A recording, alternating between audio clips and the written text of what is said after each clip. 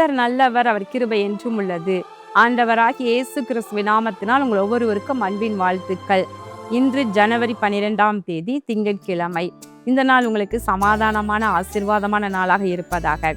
பிரியமானவர்களே, இதோ அந்த வருடத்தின் ஆரம்ப நாட்கள்ல நம்ம தேவன் யாக்கோபின் குமாரர்கள் 12 பேருக்கும், அதாவது 12 கோத்திர பிதாக்களுக்கும் கொடுக்கப்பட்ட நல் வாக்கு தத்தங்கள், நல் வார்த்தைகளை குறித்து நம்ம தியானித்து அதனை நாமும் ஆண்டவர் சமூகத்துல உரிமை பாராட்டி நம்ம பெற்றுக்கொள்ளும்படி ஏதுவாக இந்த நாட்களை தியானித்து வருகின்றோம்.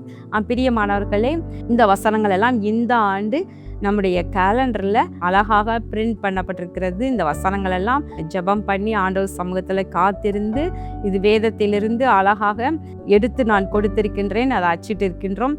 இந்த கேலண்டர் உங்களுக்கு பிரயோஜனமாக இருக்கும் என்று எண்ணுகிறேன். நீங்கள் இதுவரை பெற்றுக்கொள்ளாதவர்கள் நீங்கள் நம்முடைய பிரான்ச் ஆஃபீஸ் இருக்கிற ஊரில் இருந்தால் நீங்கள் நேரில் சென்று பெற்றுக்கொள்ளுங்கள். ஒரு குடும்பத்திற்கு 1 நாங்கள் கிஃப்டாக கொடுக்கிறோம். அதற்கு மேலே வேண்டுமென்றால் நீங்கள் பிரிண்டிங்காக ஆகும் நீங்கள் செலவை கொடுத்து பெற்றுக்கொள்ளலாம். உங்கள் நண்பர்களுக்கு, உங்கள் உறவினர்களுக்கு அதை நீங்கள் கிஃப்டாக நீங்கள் அனுப்பி வைக்கலாம். எங்களுக்கு அனுப்பி வைக்க வேண்டும் என்று விரும்பினால் அதை குறித்து நீங்கள் கீழ்காணும் எண்களுக்கு தொடர்பு கொள்ளுங்கள். உங்களுக்கு நாங்கள் உடனே அனுப்பி வைக்கின்றோம். பிரியமானவர்களே, இந்த யூடியூப் சேனல் உங்களுக்கு பிரயோஜனமாக இருந்து வருகிறது என்றால் இது நீங்கள் இன்னும் சப்ஸ்கிரைப் பண்ணாமல் இருந்தீங்கன்னா இன்றைக்கு சப்ஸ்கிரைப் பண்ணி கொள்ளுங்கள். அப்புறம் ஒவ்வொரு வசனமும் உங்களுக்கு நேராக கடந்து வரும் பொழுது அது உங்களுக்கு பிரயோஜனமாக இருக்கிறது என்றால் அதை நீங்கள் லைக் பண்ணுங்க. அப்போ எங்களுக்கும் அது நாங்கள் புரிந்து கொண்டு கர்த்தரை மகிமைப்படுத்துவோம். அது உங்களுக்கு பிரயோஜனமாக இருக்கும் என்பதை அந்த வகையில் நீங்கள் எங்களுக்கு தெரியப்படுத்தலாம். பிரியமானவர்களே, ஒவ்வொரு நாளும் ஆண்டவருடைய வார்த்தையை நம்ம தியானித்து நம்ம பலப்படுவோம், ஆவியிலே வளருவோம். இன்றைக்கு நாம் தியானிக்கும் வசனங்கள் உபாகமம் 33ஆம் அதிகாரம் 18-19. செபுலோனை குறித்து, செபுலோனே, நீ வெளியே புறப்பட்டு போகையிலும், இசக்காரை நீ உன் கூடாரங்களில் தங்குகையிலும் சந்தோஷமாயிரு. ஜனங்களை அவர்கள் மலையின் மேல் வரவழைத்து அங்கே நீதியின் பலிகளை இடுவார்கள். கடல்களில் உள்ள சம்பூரணத்தையும் மணலுக்குள்ளே மறைந்திருக்கும் பொருட்களையும் அனுபவிப்பார்கள் என்றான். இங்கு செபுலோன், இசக்கார் இந்த 2 கோத்திரத்திற்கும் சேர்ந்தார் போன்று ஆசீர்வாதங்கள் சொல்லப்படுகின்றது. ஆதியாகமம் 49ஆவது அதிகாரத்தில் பாருங்கள், செபுலோன் கடல் துறை அருகே குடியிருப்பான், அவன் கப்பல் துறைமுகமாய் இருப்பான், அவன் எல்லை சீதோன் வரைக்கும் இருக்கும். இசக்கார் 2 பொதியின் நடுவே படுத்து கொண்டிருக்கிற பலத்த கழுதை, அவன் இளைப்பாறுதல் நல்லது என்றும் நாடு வசதியானது என்றும் கண்டு சுமக்கிறதற்கு தன் தோளை சாய்த்து பகுதி கட்டுவான் என்று செபுலோன் இசக்காரை குறித்து சொல்லப்படுகிறது. இந்த செபுலோன் இசக்கார் என்பவர்கள் யாக்கோபுடைய குமாரர்கள் தான். ஆனால் யார் பெற்றார் என்று பார்க்கும் பொழுது ஆதியாகமம் 30ஆவது அதிகாரத்தில் நம்ம பார்க்கிறோம். லேயாள் பெற்றெடுக்கின்றாள். நான் என் வேலைக்காரியை என் புருஷனுக்கு கொடுத்த பலனை தேவன் எனக்கு தந்தார் என்று சொல்லி இசக்கார் என்று பெயரிட்டான். அது லேயாளுக்கு இது 5வது குமாரன், ஆனால் யாக்கோபுக்கோ 9வது குமாரன். செபுலனை குறித்து பாருங்கள். அப்புறம் தேவன் எனக்கு நல்ல ஈவை தந்தார், என் புருஷனுக்கு 6 குமாரர்களை பெற்றபடியால் இப்பொழுது அவர் என்னுடனே வாசம் பண்ணுவார் என்று சொல்லி அவனுக்கு செபுலோன் என்று பெயரிட்டான். செபுலோன் 10வது குமாரன், இசக்கார் 9வது குமாரன். இந்த 2 குமாரர்களையும் லேயாள் யாக்கோபுக்கு பெற்றெடுத்தாள் என்று பார்க்கின்றோம். பிரியமானவர்களே, இந்த 2 பேரும் நான் நினைக்கிறேன் மற்ற லேயாளின் குமாரர்கள் முதல் 4 பேர் ரூபன், சிமியோன், லேவி, யூதா என்பவர்கள் ஒரு செட்டாக இருந்திருப்பாங்க. அவங்களுக்கெல்லாம் வயது கொஞ்சம் அதிகமாக இருந்திருக்கும். இவங்களுக்கும் அவர்களுக்கும் வயது நல்ல வித்தியாசம் இருந்திருக்கும். எனவே இவங்கெல்லாம் ஒரு செட்டாக இருந்திருப்பாங்க. இசக்கார், செபுலோன் 2 பேரும் கிட்ட வயசாக இருக்கிறதுனால அவங்க 2 பேரும் ஒரே செட்டாக இருந்திருப்பாங்க. அதான் இவங்களுக்கு சொல்லப்படுகிற வார்த்தைகளும் ஒன்றாவே சேர்த்து சொல்லப்படுகின்றது. இவங்க 2 பேர் எப்படி இருப்பாங்களாம் பாருங்க.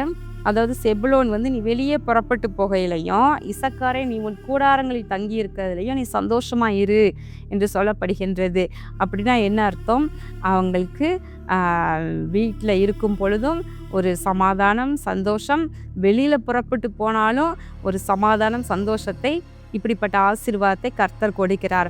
அதனோடு கூட செபுலோனுக்கு சொல்லப்படுகிறது, கடற்கரையில் குடியிருப்பான், அவன் கப்பல் துறைமுகமாக இருப்பான், என்று சொல்லப்படுகிறது. அப்போது செபுலோனுக்கு ஒரு அழகான ஒரு ஆசீர்வாதம், மற்றவர்களுக்கு இல்லாத ஒரு ஆசீர்வாதம். நம்ம கானான் தேசத்தை நம்ம சென்று பார்க்கும் பொழுது நல்லா புரிந்து கொள்ளலாம். அதனுடைய ஒரு பகுதி மாத்திரம் கடல் பக்கத்தில் இருக்கும். சீதோன் வரைக்கும் இருக்கும் அவனுடைய எல்லை என்று சொல்லப்படுகிறது. அந்த மேல் பகுதி கடல் அருகாமையில் இருக்கிறது இந்த பகுதி. அப்போது துறைமுக பகுதியாக இருப்பதனால செபுலோனுடைய ஆசீர்வாதம் வித்தியாசமானதாக இருக்கும். கடல் கடந்து வியாபாரம் பண்ணலாம், கடல் கடந்தும் சென்று நன்மைகளை சுதந்திரித்து கொண்டு வரலாம். அதான் வெளியிலே செல்லும் பொழுது நீ ஆசீர்வாதமாக இருப்பா என்று செபுலோனை குறித்து சொல்லப்படுகிறது.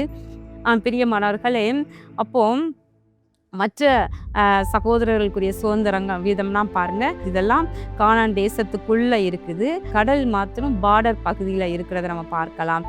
அப்போது இவர்களுக்கு இன்னும் ஒரு ஆசீர்வாதம் என்னென்னா, அவர்கள் ஜனங்களை மலையின் மேல் வரவழைத்து அங்கே நீதியின் பலிகளை இடுவார்கள். அப்படின்னு என்ன அர்த்தம்?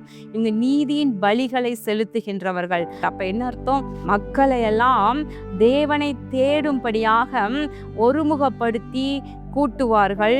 எனவே தேவ சித்தத்தை நிறைவேற்றுவார்கள் என்று மறைமுகமாக இதில் அர்த்தம் இருக்கின்றது. எனவே இவர்களை எல்லாம் நீதியின் பலிகளை செலுத்துவார்களாம். அதனோடு கூட பாருங்களை, கடல்களில் உள்ள சம்போரணத்தையும் மணலுக்குள்ளே மறைந்திருக்கிற பொருட்களையும் அனுபவிப்பார்கள். கடல்ல எவ்வளவு நன்மைகள், ஆசீர்வாதங்கள் காணப்படுகின்றது. நம்ம தேவன் இந்த பூமியை படைத்தார். இந்த பூமியில எல்லா ஆசீர்வாதத்தையும் வைத்து படைத்திருக்கின்றார். நம்ம பார்க்கின்றோம், நம்ம கண் காண்கின்ற பகுதியெல்லாம் பூமியின் மேல் பரப்பில் இருக்கின்ற நன்மைகளை மாத்திரம்தான் இல்லையா? தாவரங்கள், கனிகள், பழங்கள், தானியங்கள், இல்லையா கொழுமையான நல்ல நல்ல உணவு வகைகள் அழகாய் விளைய பண்ணுகின்றார் கர்த்தர். ஆனால் அதே நேரத்தில் மணலுக்குள்ளே எத்தனையோ புதைந்து கிடக்கின்றன இல்லையா? நம்ம தங்கம், வெள்ளி, இரும்பு, வெண்கலம், வைரம், செம்பு, இன்னும் சொல்லிக்கொண்டே போகலாம். அத்தனையும் மணலுக்குள்ளே மறைந்திருக்கின்றன. இதையும் கண்டுபிடித்து அந்த நன்மையை அனுபவிக்கத்தக்கதாக கர்த்தரே ஞானம் கொடுக்கின்றார், அதை கண்டுபிடிக்க வைக்கின்றார். பிரியமானவர்களே, இந்த ஆசீர்வாதம் எல்லாம் அந்த நாட்களிலேயே மோசேயின் மூலமாகவும் யாக்கோபின் மூலமாகவும் செபுலோனுக்கு கொடுக்கப்படுகின்றது, இசக்காருக்கும் கொடுக்கப்படுகின்றது. பிரியமானவர்களே, இசக்காரை பற்றி ஒரு காரியம் சொல்லப்படுகிறது. நாடு வசதியாக இருக்கிறது என்று சொல்லி படுத்து கொள்ளுவான் என்று சொல்லி இதனாலே பகுதி கட்டுவான் என்றும் சொல்லப்படுகிறது. பிரியமானவர்களே, இசக்காருக்கு இவ்வளவு ஆசீர்வாதங்கள் கொடுத்ததை அப்படியே சோம்பேறியாக அப்படி படுத்து கொண்டு இருக்கும் பொழுது மற்றவர்களுக்கு பகுதி கட்டுகிறவனாக மாறி போய்விடக்கூடும் என்று எழுதியிருக்கிறது. தேவ பிள்ளைகள், கர்த்தர் கொடுக்கிற ஆசீர்வாதங்கள் ஏராளமாக இருக்கும் பொழுது நீங்கள் நல்ல கடினமாய் உழைக்காமல் இருப்பீர்களானால் ஒரு நாள் வரும் பொழுது நீங்கள் மற்றவர்களுக்கு பகுதி கட்டுகிறவர்களாக மாறி போய் விடக்கூடாது. அதிலே ஜாக்கிரதையாக இருக்க வேண்டும். கண்களை மூடி ஜெபம் பண்ணுவோமா? எங்கள் அன்பின் பரலோக பிதாவே, இதோ இந்த நாளிலும் நாங்கள் தியானித்த ஆண்டவரே, செபுலோன், இசக்கார் இவர்களுக்கு கொடுக்கப்பட்ட சொல்லப்பட்ட நன்மைகள், ஆசீர்வாதங்களை குறித்து தியானித்தோம். கர்த்தாவே, நீர் உம்முடைய பிள்ளைகளுக்கும் இப்படிப்பட்ட நன்மைகளையெல்லாம் அருளி செய்து நீர் ஆசீர்வதித்தருளும். ஆண்டவராகிய இயேசு கிறிஸ்துவின் நாமத்தினால் இந்த ஜெபத்தை ஏறெடுக்கின்றேன் நல்ல பிதாவே, ஆமேன். பிரியமானவர்களே, வருகின்ற 17ஆம் தேதி, அதாவது சனிக்கிழமை, விருதுநகரில் வைத்து நமது ஆசீர்வாத டிவியினுடைய உபவாச கூட்டம் நடைபெற இருக்கின்றது. இது இந்த வருடத்தினுடைய முதல் மாதம் ஜனவரியில் நடைபெற இருக்கின்ற இந்த உபவாச கூட்டத்திற்கு விருதுநகர் மற்ற ஊர்களில் இருந்தும் நீங்கள் வந்து கலந்து கொள்ளலாம். பிரியமானவர்களே, இதோ வருடத்தின் முதல் மாதத்தில் தேவ சமூகத்தில் ஒரு நாள் உபவாசம் இருந்து காத்திருந்து ஜெபம் பண்ணுவோம். கர்த்தருடைய வார்த்தையை கேட்போம். கர்த்தர் அருளுகின்ற பலனை, ஆசீர்வாதங்களை, அபிஷேகத்தை, வல்லமையை நாம் பெற்றுக்கொண்டு மனமகிழ்ச்சியோடு நம்முடைய காரியங்களை செய்யலாம். எனவே இந்த உபவாச கூட்டத்திற்கு நீங்கள் கட்டாயம் கலந்து கொள்ளுங்கள். கர்த்தர் உங்களை ஆசீர்வதிப்பாராக. ஆமேன்.